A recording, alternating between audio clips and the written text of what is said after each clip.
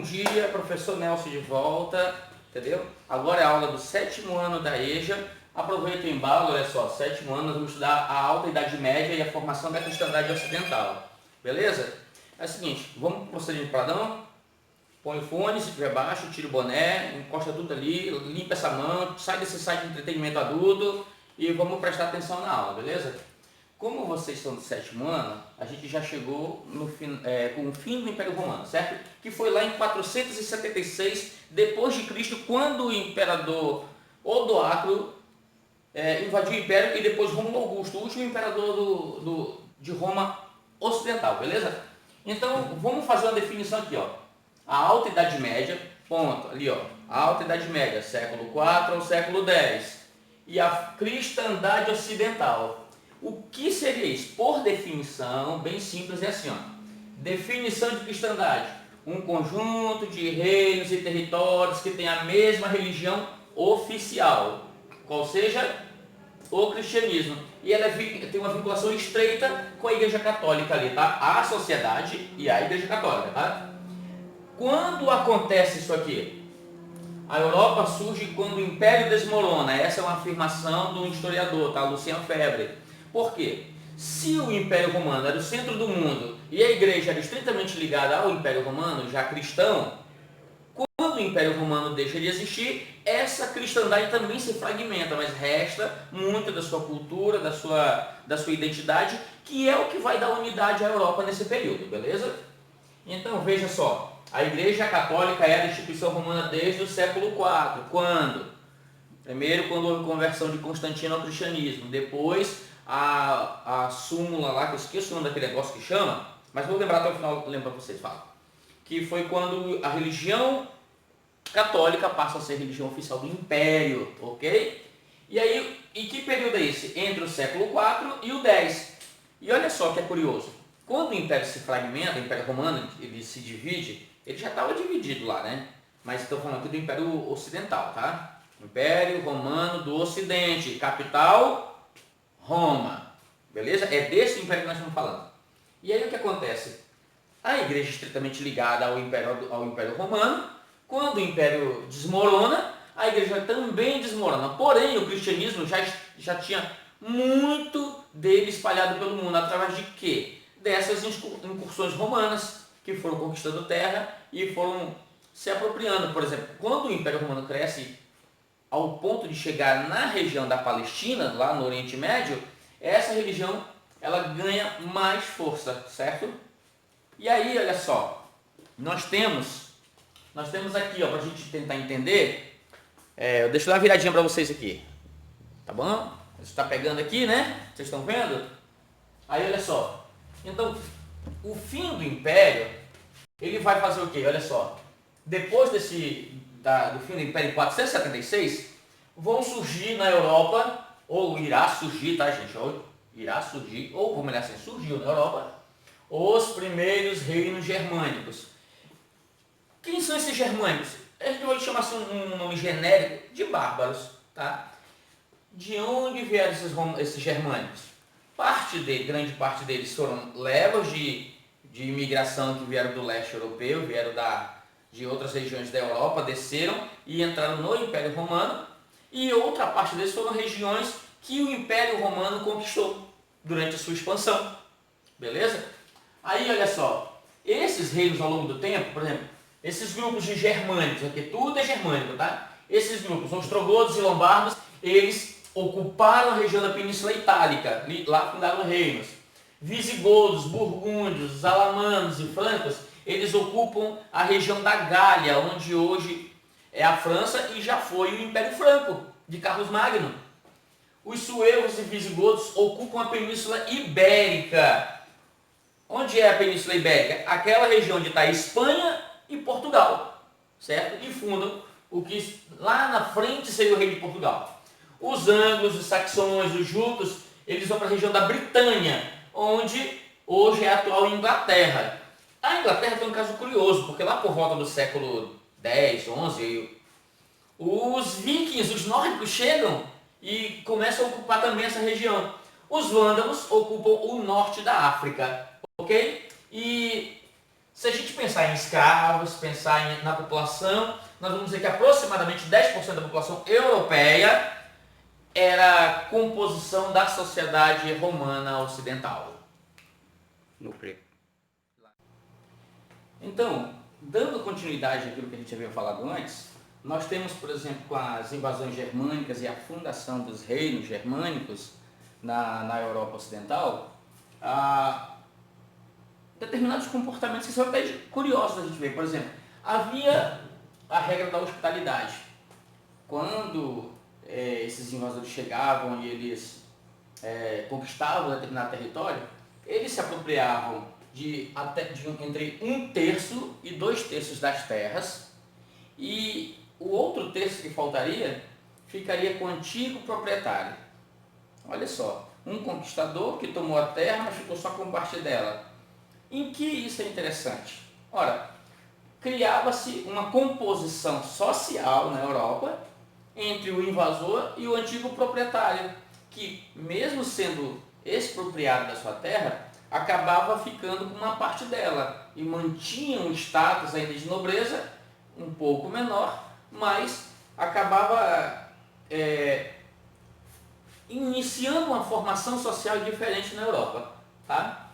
Aí, a exceção para esses casos era os vândalos. Os vândalos, deixa eu dar um exemplo para vocês aqui legal. Quem assistiu Game of Thrones tem um grupo lá, uma casa chamada Greyjoy, né? Mal comparando, tá? E o lema da casa é assim: nós não semeamos. Quer dizer, os homens de ferro lá do Game of Thrones, eles não semeiam nada, eles não constroem nada, eles só vão lá e tomam e destroem o que passa pelo caminho. É o caso, por exemplo, mal comparando, dos vândalos, que não paravam tanto que, por conta desse comportamento de só destruir e tomar, nunca formou-se um reino duradouro entre os vândalos.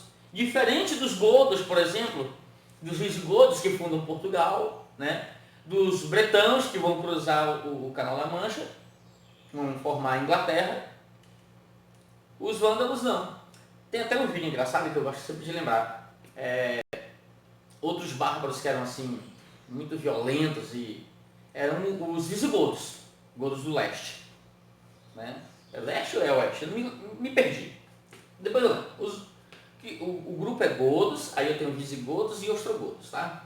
Os visigodos, muito desses bárbaros que entraram, por exemplo, no Império Romano, eles entram também nas fileiras do exército romano, eles são romanizados. Olha só, nós vamos falando de invasão, mas já havia romanos, já havia germânicos em Roma, tá? Seja por migração, por falta de comida, por guerra, mas eles entraram no Império e foram jogados nas terras ermas, assim, bem longe, para proteger a fronteira, né?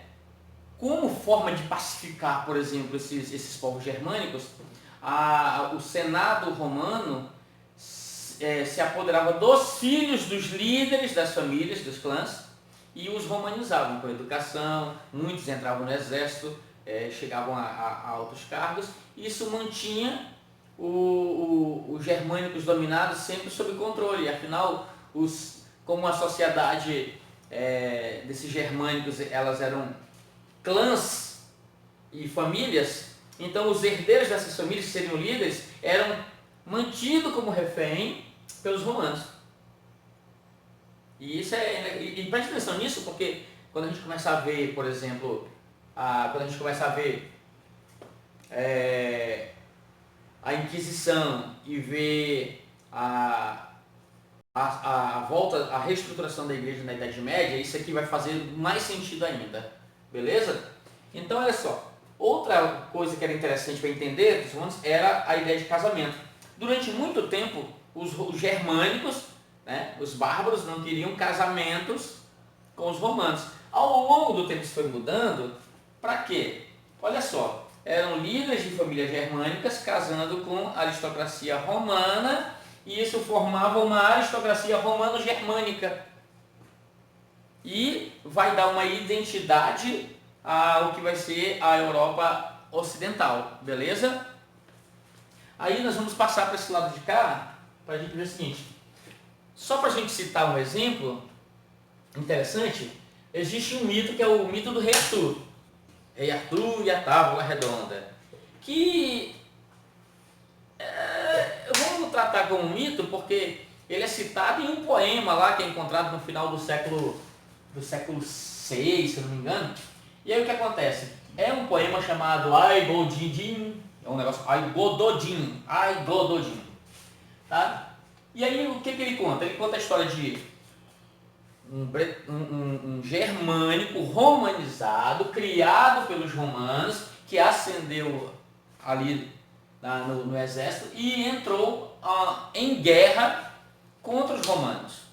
Só que foi derrotado, acabou sendo derrotado, beleza? A princípio, assim, o poema é datado de aproximadamente disso aqui, tá? Ele foi derrotado nessa data, tratando apenas como um mito, tá? E aí, o que é? Ele é um bretão, certo? Que havia sido, aquele povo dele havia sido dominado no início do século I, mas nunca foi totalmente dominado, tá? Porque, olha só, a partir de 410, as tropas romanas elas são retiradas daquelas região onde seria a Bretanha para se ocupar com outras invasões que haviam acontecendo no Império Romano. Olha só, 410 é uma data interessante porque é a data do saque de Roma por Alarico, rei dos visigodos, general esse dos germânicos, que foi educado e criado pelos romanos. Então você já vê, lembra lá, voltando lá anteriormente, que o centro do mundo era Roma, o centro da fé e da religião católica era Roma, e ela se fragmentou. Aí, beleza? E aí eu tenho aqui os germânicos com sua cultura, com muito da sua religião. Os romanos durante muito tempo nunca interferiram na religião das pessoas, mesmo os povos dominados. Essas interferências elas começam a acontecer quando o cristianismo começa a ganhar forma e quando ele passa a ser religião oficial do império, tá? E aí olha só, lá por volta de 410, as tropas romanas elas tinham sido deslocadas para defender as fronteiras que estavam sendo atacadas por outros povos germânicos. Nesse caso, o que vai acontecer? Os bretões convocaram os saxões, que era uma espécie de federado, de vassalo, assim, uma espécie de vassalo, tá? Que tinham obrigações com os bretões. Então eles lutaram contra os escotos, que eram germânicos que eram celtas, descendo da região onde seria a Escócia, beleza? Depois de derrotados os escotos no norte, os bretões se voltaram contra os saxões e começaram uma outra guerra. Beleza? Até aí? Aí o que acontece? Só que esses bretões eles são cercados de um lado pelos escotos, que ainda não se renderam, e também estão cercados no sul pelos outros grupos de germânicos. Né? E aí o que acontece? Depois lá de 400, entre os anos 550 e 560, quando a guerra aqui está chegando próximo ao fim, os bretões eles vão cruzar o Canal da Mancha, vão em direção à região onde seria Escócia, País de Gales, né? E onde vai ser a Bretanha, de verdade, a Bretanha, por isso eles têm esse nome, e fundam seus reinos lá, os reinos germânicos, um dos primeiros. Outros reinos germânicos vão surgir, como por exemplo Portugal, como por exemplo outro reino germânico que pode aparecer lá, o reino dos francos, do Carlos Magno. São vários povos, lembra que eu citei para vocês ali anteriormente, beleza? Aí olha só, tá aqui, 550 e 560. Sobre a cultura deles, os germânicos tinham uma tradição interessante quanto ao direito, por exemplo. Veja só, essa aqui que eu destaquei para vocês é interessante. A expressão pôr a mão no fogo, isso era feito com as crianças para se tornarem adultas e para se ter respeito na tribo. Então, por alguém, ele se queimaria de verdade para se tornar adulto e ter o respeito. Então ele botava a mão no fogo e não era por qualquer coisa, tinha que ser por alguém. Provavelmente por alguma liderança, aquele é meu líder, eu ponho minha mão no fogo por ele e ele se queimava para provar a lealdade. E aí esse aqui, o preço do sangue. Então os germânicos tinham leis que era diferente das leis romanas. Por exemplo, o preço do sangue, por exemplo, você podia matar alguém lá, o cara matava alguém. Ele a lei dizia que ele podia morrer? Tem. Mas algumas ofensas poderiam ser pagas em tributos. Como, por exemplo, o cara cometeu um crime lá, vamos dizer assim. Cometeu um crime. Aí tem lá, por exemplo, 80 peças de ouro. Ou ele paga as 80 peças de ouro, para ele não ele paga as 80 peças de ouro para não morrer, e que é o valor de 2 dedos. E por que o dedo? Porque o dedo puxa o arco.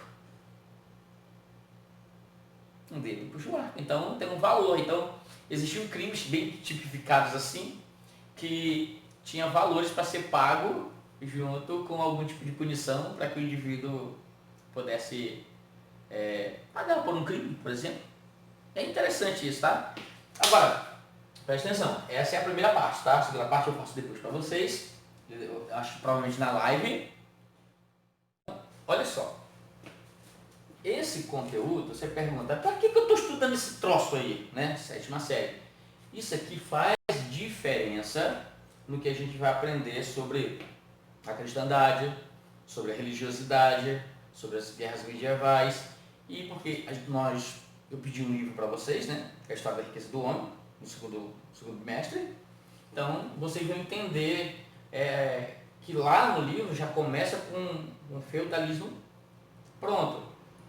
Porém, a ideia de distribuição de terra, por exemplo, do feudalismo, esses federados ou na frente folderates, era um modelo que já existia dentro do reino franco e que é estabelecido e é da onde tem origem em aquela distribuição de terra para ter lealdades e vassalagens, tá bom? Então eu vou fazer uma live para vocês, tá bom? Vocês serão avisados, e aí lá eu tiro as dúvidas de tudo, sobre o exercício e sobre o restante do assunto, tá bom? E para não ficar muito extenso, por conta mesmo de problemas que vocês possam ter técnicos e disposição de tempo para a internet. Tá bom? Tchau, até a próxima.